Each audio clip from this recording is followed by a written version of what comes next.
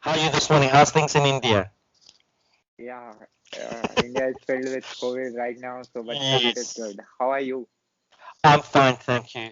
A little bit cold. We're going into winter here in New Zealand, so it's getting very cold in the mornings and cold in the evenings. And it's also getting darker now, early in the evenings, and it stays dark in the morning. So I can go to work at 7 o'clock in the morning, and it's still pretty dark. It looks like 4 o'clock in the morning outside. So yeah, we're slowly moving into winter, and I think this one's going to be a bit of a cold one. I'm lucky where I am, it doesn't snow, but throughout other parts of New Zealand, it does snow. So thank goodness I don't live in those worlds. I'm in that part of the country because I'm sure I'm solar powered because I like the sun. So first, I want to thank you for giving me opportunity to talk with you and telling my audience that I'm talking with a great person.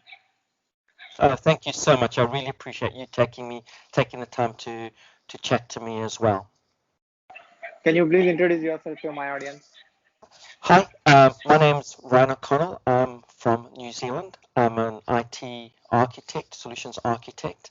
I've been doing IT for, like I say, well over 17, 18 years. Just to give you a background, I started working with Windows 2.0, Windows for Workgroups, uh, and then obviously all, the other Windows operating systems, as well as Lotus Notes 123. So for some of the older guys out there, they'll know what I mean, um, working with these older systems and dot matrix printers. And so I'm an IT manager for a very well-known waste company here in New Zealand, probably a very big company. Um, so yeah.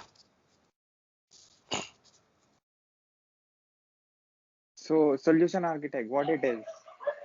As a solutions architect, your role is to design a network or design an IT solution for your company. In our case, I've moved our on-prem environment to the cloud. So a solutions architect um, would sit down and work with a team of guys or women or a mixed team of people, and they would find out from the company or the customer what are their requirements. For example, do they have on-prem servers? Uh, where's their data stored? What type of backups do they have? What security do they have? What internet connection do they have? What storage capacity? What routers are they using? What hardware are they using? Are their users working remotely? Are they working in the office, or are they doing both? So you need to design a solution that can meet the company's needs. For example, our company had on-prem servers, and as you know, the drawback with on-prem IT equipment, if something fails, it can have quite a disastrous effect for the users because it means the users can't access their applications. It means the business goes down, and while the business is down, they lose money, and businesses lose money by the minute, not by the hour, by the minute. In some cases, it can be tens of thousands of dollars per minute. In some cases, it can just be hundreds of dollars per minute. It just depends. Again,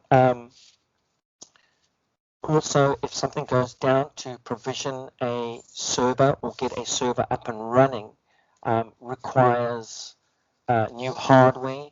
It requires that operating system to be installed on that piece of equipment. It requires testing. It needs to be put into the network, and it needs to be configured and set up so that users can access their information.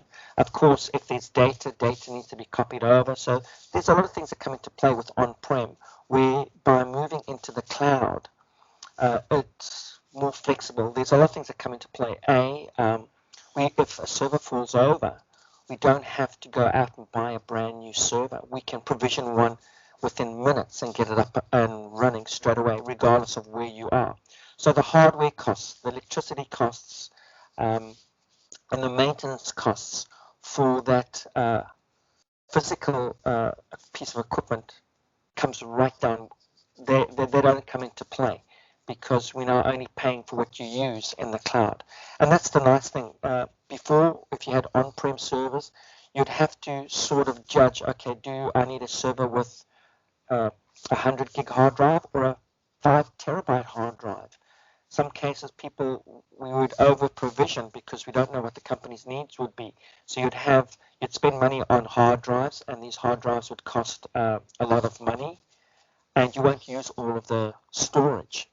And with the cloud is we can actually use the storage as you need. So you don't have redundant storage that's not being used. You don't have extra servers that you don't need. For example, if you have an on-prem environment, you'd need to have a backup server.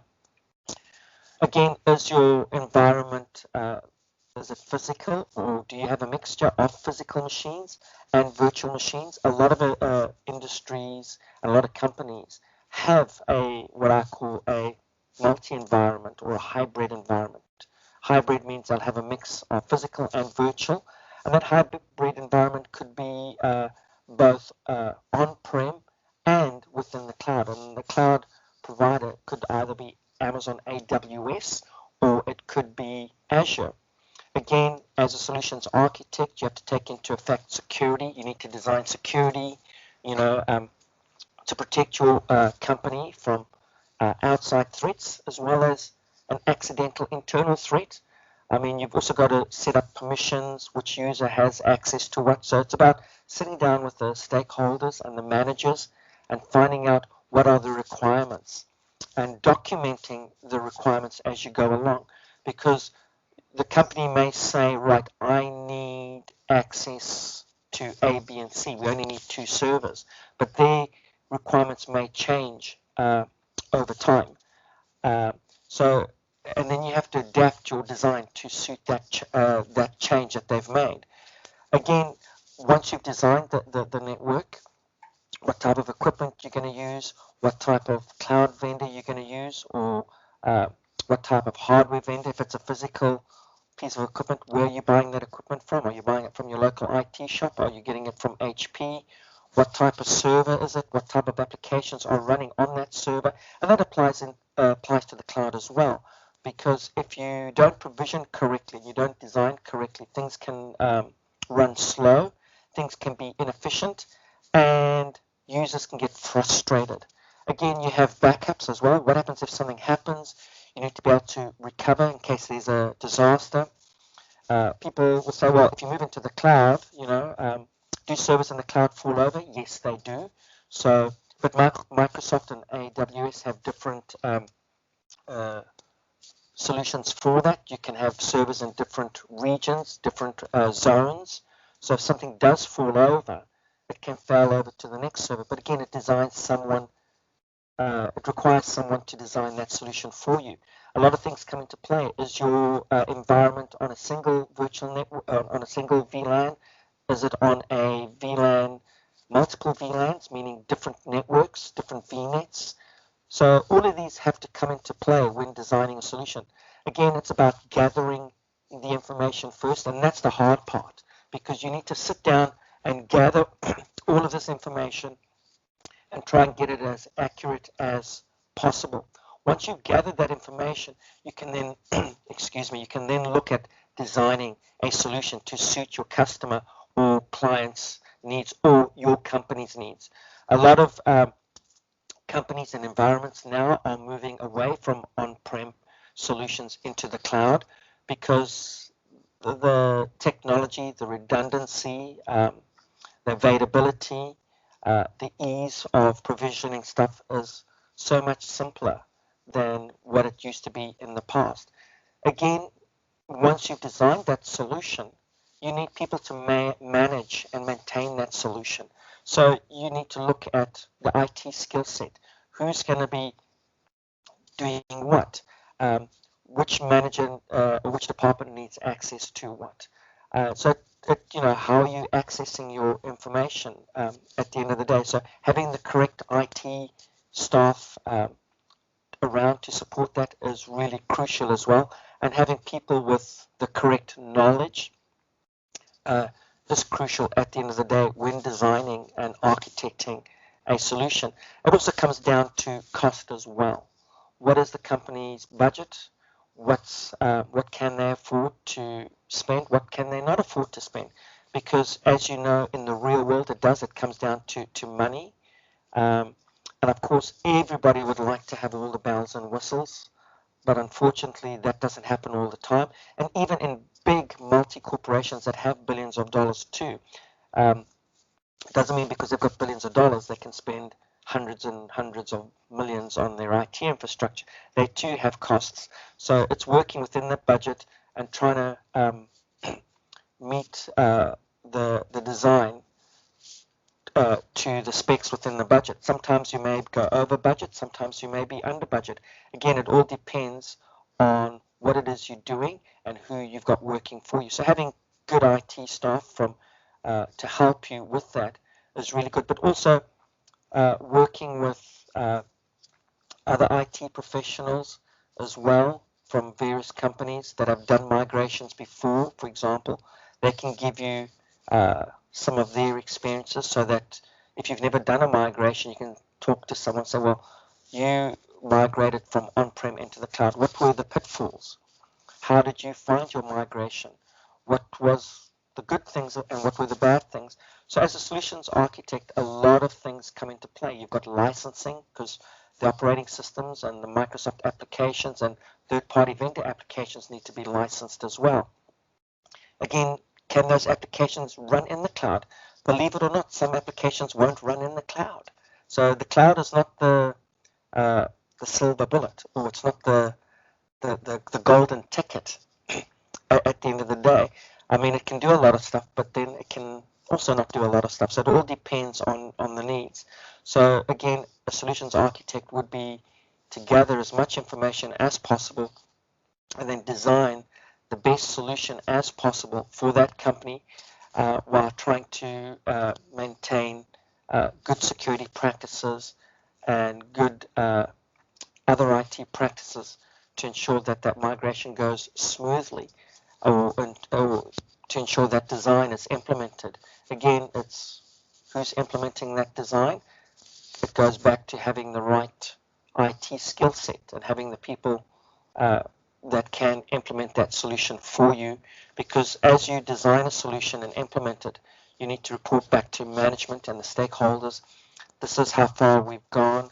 Are we going to implement the solution in step-by-step process? Are we going to move people over in stages? Most companies do that. I've done that because it's impossible to move hundreds of users instantly. Things may go wrong. And if things do go wrong, you need a backup plan. Again, what's the impact on the business? The biggest thing that you have with a solutions architect when they're designing or upgrading or migrating a solution is the downtime. Because obviously when you're migrating people from on-premises into the cloud, there's going to be a downtime, and that downtime has an effect on the business. So are we going to do that migration over the weekend? Are we going to do it in the evening? And are we going to do it in stages, or are you going to be brave and do the whole lot and cross your fingers and hope nothing goes wrong and pray? But at the end of the day, that's bad practice as well, and that comes back down to experience as well. Having experience is really important. It doesn't mean because I've gone and done a Microsoft certification and I've passed the exam to say, look, I'm a solutions expert. That just tells me I have the knowledge. Experience is king, and experience is always important. And getting your hands dirty is important. Not being afraid to get your hands dirty is important as well. So again, it all goes back to surrounding yourself with the right people and getting the right information and keeping in touch with the stakeholders on this is how the migration is going. Are you sure this is what we need? Because people will tell you one thing and then when the migration starts and then it's a different thing. And it's like, well, why didn't you tell me that in the beginning? Oh, I forgot about that, even though you asked them 10 times. So it's always a case of going back and repeating some of the questions. Are you sure this is what you want? Are you sure this is what needs to be done? Because you'll find you'll move stuff and, oh, but that's not what we wanted. We wanted this and this. And so, well, actually, no. according to our meetings, our documentation, this was your requirements. And what you're now asking for is outside the requirements. It's something extra. I'm not saying it can't be done. It's just there's a cost involved in getting that done. So it's really important as a solutions architect that you sit down with the company and find out exactly what it is they want to do, and make sure you have a documented process in place, and of course surrounding yourself with the right engineers, and then working with those engineers and yourself to implement that solution. So in a nutshell, that's what a solutions architect does. So there are a lot of people like me who wants to make their hands dirty, but they didn't got opportunity. But still, they have the implementation knowledge and the core services in their head. They wants to do, but without experience. So how can a company recruit them without having experience by seeing the way they give answers for the questions, or the learning nature that they have? It would be that would be a multi-answered question, because as a new person getting into IT, yes, going to university or doing a course is really important.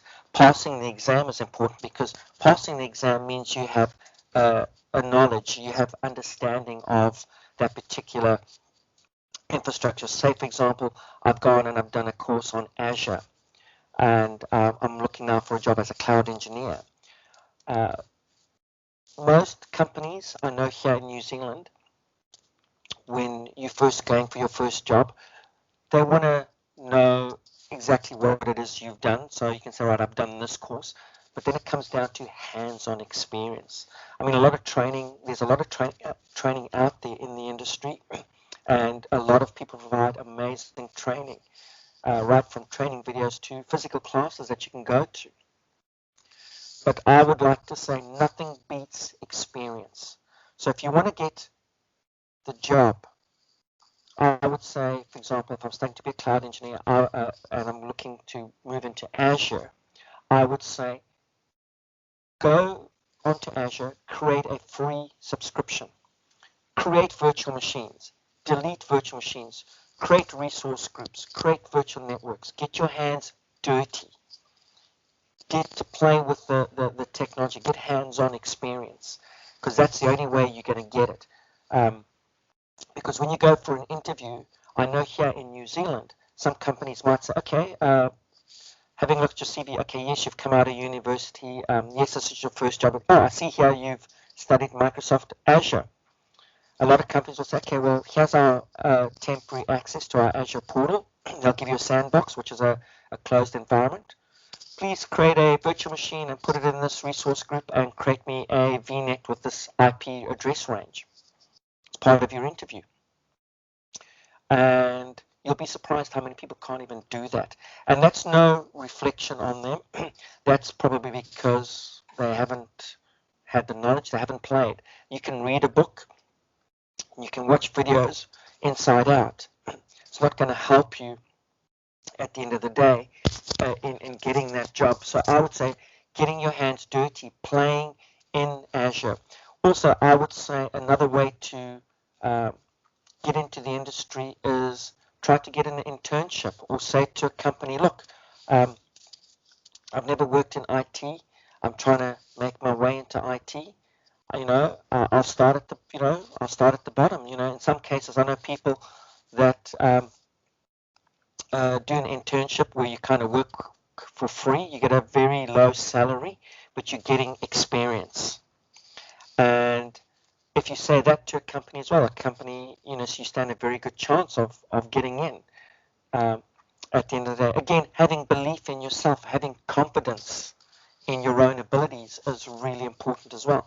Because when you go for an interview, the person can see straight away this person lacks self-confidence.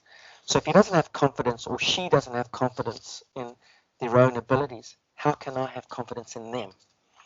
Again, people also undersell themselves. They think, oh, well, I'm not as smart as the next person. I'm still new. I don't have the knowledge. I don't have the experience. Experience you will gain. Knowledge you will gain as you move into the industry. And again, going for the interview, arriving 15 minutes before the interview starts, because you don't know what questions they're going to ask you in the interview. Dressing smart, and of course having your resume bound and in a folder and all ready to hand to that interviewer. Again, you'll probably find, I know with IT, when I've interviewed people, there's been two of us that have interviewed people as well, because the interview is also about your attitude. It's about how you perceive things and how you can come across. I mean, you can teach Windows, you can teach Cloud, you can teach Office, you can teach Excel, you can teach backup solutions, but you cannot teach attitude, you cannot teach loyalty, you cannot teach someone to be humble, and you cannot teach respect. And so these are the things that people look for in an interview as well. Is the person respectful? Are they humble? Um, are they going to be loyal? Are they going to stay at our company? Are they just coming here for 1 year and then they're going to leave after 1 year? I mean, again, that's a hard question because people may leave within 1 year because of circumstances. But at the end of the day, um, like I say, having confidence in your own ability, saying, yes, I have my own Azure subscription. I can create virtual machines. I can create resource folders. I've deleted virtual machines. I've created a virtual network. I've created a firewall. I understand how that works. I've opened up ports. I know how these rules work. Already, just by having that hands-on experience, which you can get at home, as long as you've got an internet connection, because an Azure subscription is free. You can get the free subscription, which will last you for forever. It'll be free until you upgrade to pay as you go or you upgrade the subscription. But for you as an individual, having a free subscription is absolutely the way to go. You still get access to all the Azure core services, and you can get your hands dirty by creating live virtual machines and connecting to them. So whether people say, oh, but using Azure from home is different from work. Absolutely not. You're still accessing Azure through the cloud. Azure is Azure. My Azure at home is not going to be different to your Azure at work. The only difference will be the Azure at work might have an enterprise license or an E3 license or a P1 or P2 license where you're using the free version. And the free version has limitations on certain features in Azure. It's not different from Azure, it just has certain features disabled. But that's not going to stop you from learning and growing. I mean, I've trained IT guys that have very little experience in Azure, and once I've set them up with a subscription, within a week or two, they're creating virtual machines, deleting virtual machines, creating resource groups, creating virtual networks, um, creating storage groups, creating file shares, and it's because they're taking the time to learn. And so getting that hands-on experience is really crucial. That'll stand you out as opposed to the next person who just says, yep, I've done it. Because in the interview, they may ask you a question around the Azure portal. Unless you've logged into the portal, you may not know. And then people will kind of say, well, he's qualified in Azure, but yet he doesn't know how to create a storage group. How does that work? That means he's just watched a video and read a book. No, he hasn't taken the time to learn properly, so I'm not going to give him the job. And then you may have people that who have such a great attitude, and they'll get the job over the person with experience. Because, you need to be able to work with people in your team. So I would say the interview that you go to for a company, I would say 40% from my experience, or 50% is based on technical ability. The other 50%, or should I even say 60%, is based on attitude. Because attitude is what's going to drive you. Attitude will give you the will to learn, the will to grow. It'll give you the will to say, "Hey, I've made a mistake. Help me." So attitude is really important. So when you're hiring someone, I never hire someone based on skills. I mean, skills are important, make no mistake, but skills is, in my opinion, is 40%. Attitude is 60%. Because if you've got attitude, you can do everything's possible. If you've got the right attitude, everything is possible. If you have a bad attitude, you won't learn. You'll disrupt the team. You can have the best IT skills. That means nothing. We can teach anybody IT. If you've got the right attitude, you can learn anything, whether it be IT or flying an aeroplane. It doesn't matter. Having that is important. So today's age, and a lot of other companies I know hire based on attitude. But yes, that's not saying not having skills is important. Having those IT skills are important, and having hands-on experience is important. And like you said earlier on, how do I get my hands-on experience? Go and play. Well, I don't have money to go into the cloud. I can't afford to pay for an Azure subscription. There's a free subscription. People may say, well, I'm not doing Azure. I'm learning Amazon AWS. Amazon AWS also do a free subscription. So go and create stuff in AWS, learn about Elasticsearch, learn about creating virtual machines, learn about storage. I mean, Azure and AWS are very similar but very different in many ways as well. So again, even if you're going for an interview and they don't use cloud-based solutions, download Oracle VirtualBox. It's free, and that will allow you to create a virtual environment on your Windows PC. And download Windows iOSs and Linux iOSs. You can download the trial versions all for free. In some cases with Linux, there's a lot of full versions that are free. Download them, install them, play with them, and get familiar with. If you want to learn networking, there's a really cool tool called GNS3. It's free, and it allows you to connect up Cisco routers, virtual routers, and learn routing with Cisco, creating networks, and you can even connect that virtual routers to the internet live. It's a virtual router, and it's free. So GNS3 is a great tool for learning that stuff. And GNS3 allows plugins for running Windows virtual machines, which are free. It allows virtual disks for FortiGate firewall, so you can install a FortiGate firewall or a Fortinet firewall and actually install that virtual appliance. VMware do virtual appliances that are free as well that you can plug into GNS3. So there's a lot of ways you can get experience. Okay, yes, you don't have work experience, but once people realize that you have some practical experience, you stand a very good chance of getting the job. Your words are really hard-hitting and effective and extremely motivational for the people who wants to work in other country and wants to start their career in cloud, or who have a IT background but still who don't have hands-on experience. The way you said, I don't know how many people who are watching and who are listening to you right now got affected, but 100%, I'm the first one who got affected and who understood what works. No, don't feel afraid to ask questions. Don't feel afraid to make mistakes. So that's with which that is what with which most of the people suffer. They feel scared to ask questions, or they feel insecure, like, I'm less if I ask a question. So you give a lot of motivation.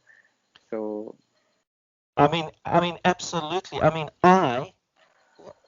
who have a lot of experience in IT, still today ask a lot of questions.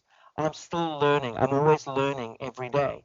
And the key as well is once you're in a company, if you make a mistake, say, hey, help, I've made a mistake. Show me where I went wrong. And then someone will come and show you, and they'll go wrong. The worst thing you can do is say, he's the one that told me to do it, so he's the one to blame. And people turn around and say, oh, well, I didn't tell him. He said do it that way, and so we did it that way. Well, you're the manager. You told me to do it that way. The manager will say, well, yes, but you should have told me the pitfalls. That's why you're in that role. Or if you didn't know, you should have asked, and then we could have worked together. Or if you made a mistake, you should come straight away and say, hey, I've made a mistake, help. We all make mistakes. And again, don't feel insignificant, like you've just said earlier on, because I've made mistakes.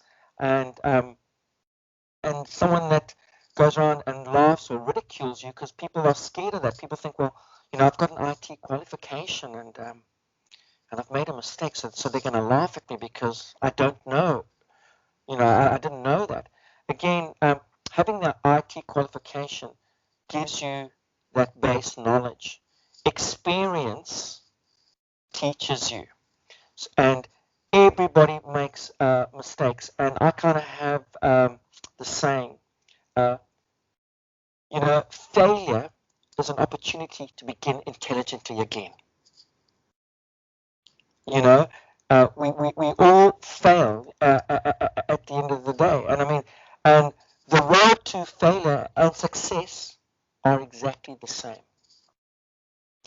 And again, you know, everybody makes mistakes. And as long as you learn from them, that's important, and people will laugh, well, he made that mistake. You kind of say, well, so you haven't made a mistake? You're so perfect? They've all made mistakes. And again, also sometimes having the ability to laugh at yourself, because sometimes you'll make a really stupid mistake and you need to say, well, yeah, okay, that was me. I'm stupid. I made that mistake, you know. So having the ability to do that as well. But again, having the confidence to take ownership is important. Not being afraid to make mistakes.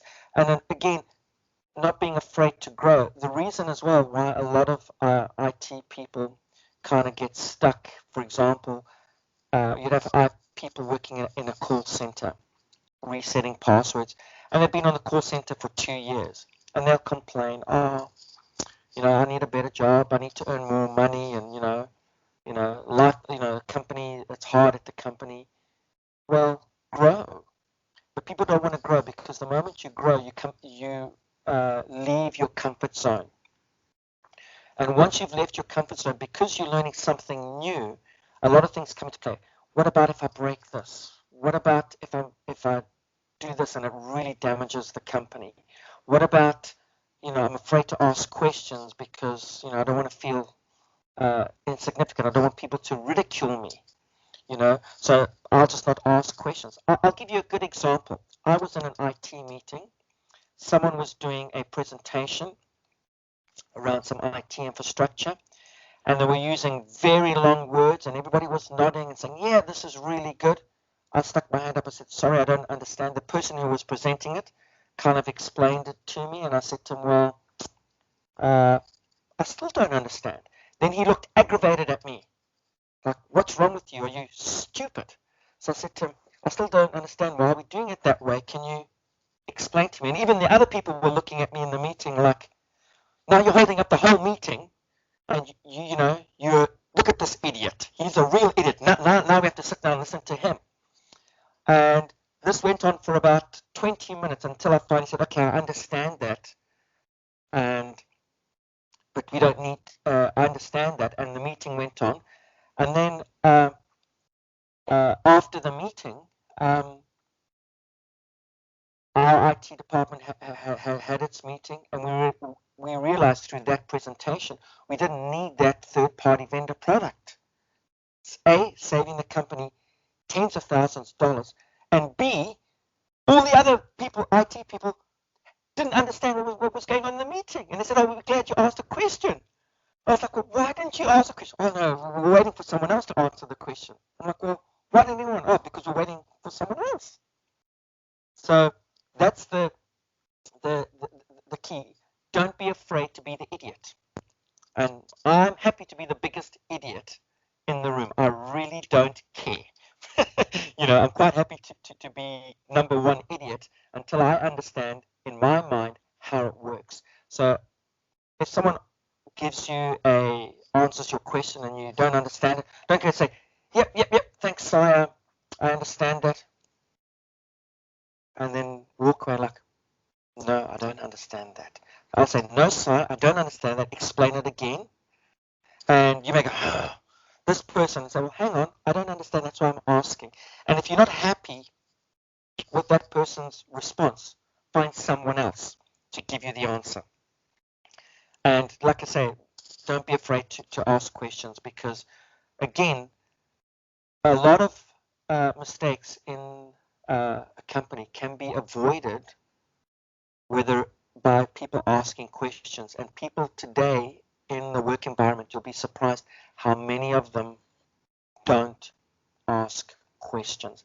And they'll go to the manager and, oh, he's the manager, so I don't want to take up his time. The manager's job is there to support you. It's his job to explain to you 10,000 times what it is he wants you to do. Not once, okay, you should got it off, you go, oh, I have to explain to him because he's so silly or he didn't understand. But people seem to forget very quickly they were also in that phase of their career down the line. So I always take the time to help someone and explain to someone the best that I can.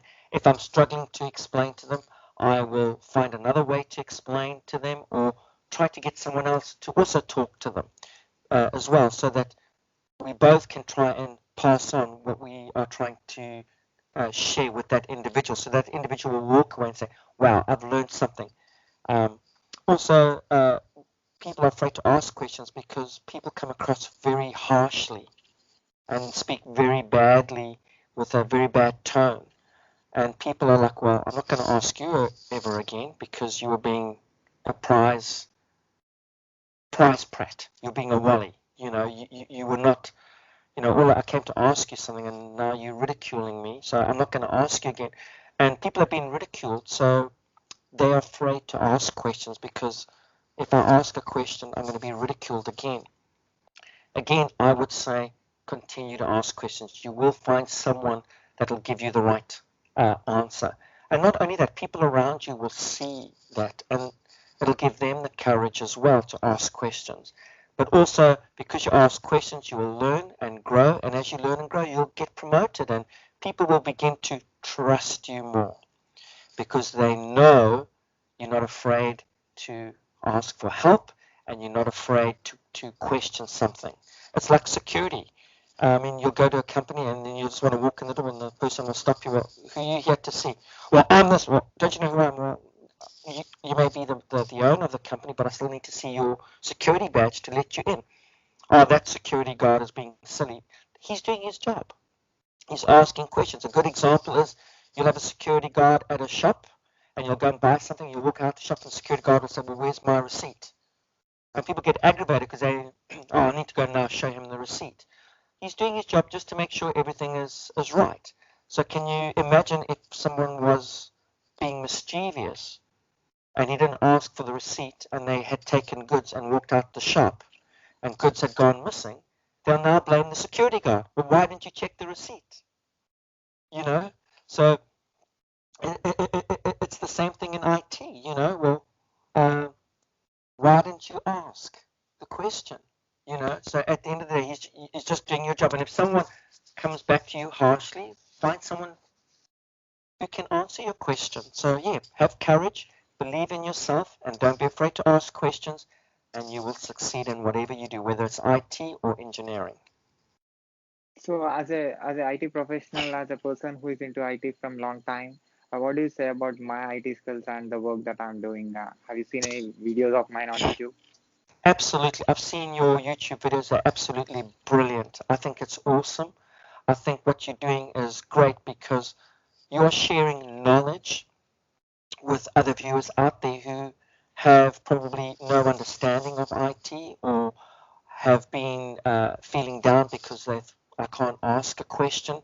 And it also makes them realize that here's idiot number two sitting next to them as well. So they're not the only, they don't have to feel bad. There's a bunch of idiots around. Um, but at the end of the day, your videos give encouragement to people, that they give them confidence in their own abilities. And again, like I say, it's a really good thing that you're doing because, like I say, at the end of the day, people will watch your videos and hopefully it will open their minds to a lot of things, whether it's IT or something else. But like I say, in the IT field, hopefully they'll learn, well, okay, this is how I get experience. these are the pitfalls. Don't be afraid to ask questions. Hey, I'm not the only person out there. There's thousands of people out there just like me as well. So absolutely, your videos are doing some really good work out there. Thank you very much, Ryan, for giving me your valuable time and spending your valuable experience and telling great thoughts which works for thousands, maybe millions of people who are working and who are going to work for sure. So I'll put your YouTube channel link and your links in the description of this video. People who find the video on YouTube, can find you and your videos and the content that you create. They can learn from what you do. I mean, I really appreciate that. Thank you so much. And then in return as well, I will post your video with the link to your site on my training videos so that people can also go back and hear what you have to say. But not only that, they can look at your site and see so many other people that have been in similar situations as well, and hopefully they can glean knowledge from your site and walk away. So again, it's about sharing the knowledge at the end of the day, all helping each other move forward. Again, if someone tries to hold you back, that's because they want to keep you at that level or because that's afraid that you're going to outgrow them. Again, focus, I would say to people as well, focus on your own abilities. Don't look at the next person because if you do, you'll never get anywhere. Just stick your head down, focus on what you want to do. Don't compare yourself to the next person and have resources that you can glean knowledge of, such as your videos and videos done by many other people as well. So again, I really appreciate your time that you take to interview me, and it's a privilege and an honor to be able to talk to you as well. So again, I'm very humbled by this. So thank you very, very much. Can I put this video and audio clip on my YouTube channel, social media, internet, podcast, website, everywhere with your permission? Yes, you may. Absolutely. Thank you very much, sir. Again, keep going and keep doing what you love and make people feel happy and educate people who are into who wants to get educated. I'm sure you are the best mentor and the best educator. I really appreciate that.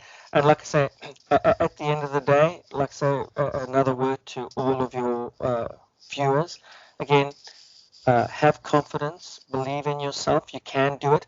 I mean, things that have been achieved today that were not possible yesterday because people believed in themselves. Everything's impossible until somebody does it. Just bear that in mind. People may laugh at you. They may say, well, you can't do that. There's someone else doing that. Or why are you wasting your time? Believe in yourself and have confidence in yourself and you will succeed. At the end of the day, like I say, uh, the only way to do great work is to love the things that you do. And if you haven't found it, keep looking for it and don't settle. That's a quote by Steve Jobs, and he's so right at the end of the day. And it's so important that you love what you do and persevere and have patience, and things will just happen at the end of the day. And if you will get people that will be negative, but again, just put it out to your mind and just move forward and continue doing what you're doing, and you will succeed. Like I say, at the end of the day, anybody can do anything if they have the right attitude and they have the belief and confidence and they surround themselves with people that push them and help them to grow. But more importantly, you growing yourself and having belief in yourself. People may, like I say, ridicule you or say what you're doing is a waste of time. If you focus on being negative, you'll never succeed. Again, find what you love, focus on it, don't settle for anything, stick your head down and work hard. And if you fail, it doesn't matter because failure is not the end of the world. Failure is growth. And at the end of the day, as you start growing and on your road to success, if you fail, you pick yourself up and carry on again. The sun always shines above the clouds. That's what I say to everybody. And again, it's been a privilege to be able to share a little bit of knowledge that I have. And there are thousands and hundreds of thousands of other IT guys out there like me who would be so happy to mentor and share knowledge with other IT professionals as well as encourage them.